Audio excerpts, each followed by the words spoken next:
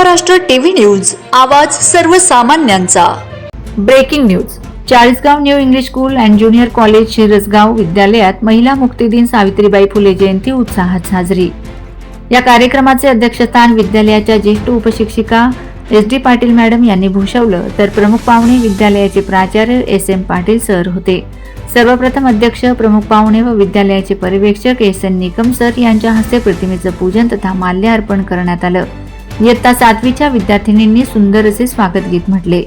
विद्यालयाचे विद्यार्थी व विद्यार्थिनींनी सावित्रीबाई फुले यांच्या जीवनावर आपले विचार मांडलेत, तसेच वक्तृत्व स्पर्धा घेण्यात आल्यात। शेवटी अध्यक्षीय भाषणात श्रीमती SD पाटील मॅडम यांनी सुंदर गीत सादर केले। प्रास्ताविक राजनंदिनी पारधी हिने केले, तर वक्तृत्व स्पर्धा सूत्रसंचालन श्रावणी निकम हिने केलंय। कार्यक्रमाचं सूत्रसंचालन जान्हवी पाटील आणि रितू पाटील यांनी केलं।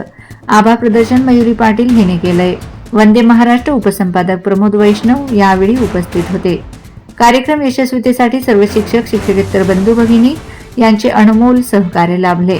वंदे महाराष्ट्र टीव्ही मीडिया प्रतिनिधी मनीषा बैरागी, चाळीसगाव। केले त्यास म्हणजे कोण? क्रांती ज्योती सावित्रीबाई फुले यांची आज जयंती।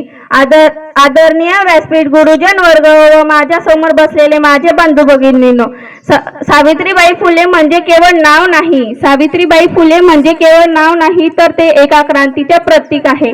ज्या काळात स्त्रियांच्या शिक्षणाची कल्पनाही करणे कठीण होते, त्या काळात त्यांनी महात्मा फुले यांच्या सोबत मुलींसाठी पहिली शाळा सुरू केली। त्यांनी शिक्षण हे शास्त्रासारखे वापरले आणि समाजातील विषमता दूर करण्याचा प्रयत्न केला।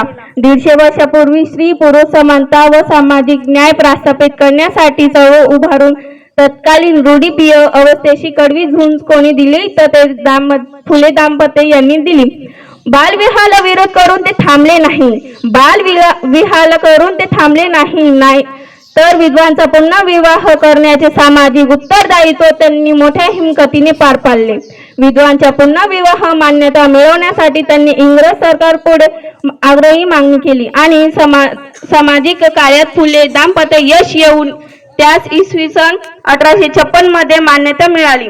आज त्यांच्या जयंतीनिमित्त आपण त्यांच्या कार्याचे स्मरण करून त्यांच्या विचारांना, संघर्षाला आदरांजली वाहूया। शिक्षणाच्या आणि समाजाचे स्वप्नाला पुढे नेऊया, असे बोलून मी माझ्या प्रास्ताविकाला पूर्ण विराम देते। जय हिंद, जय महाराष्ट्र। वंदे महाराष्ट्र टीव्ही न्यूज, आवाज सर्वसामान्यांचा।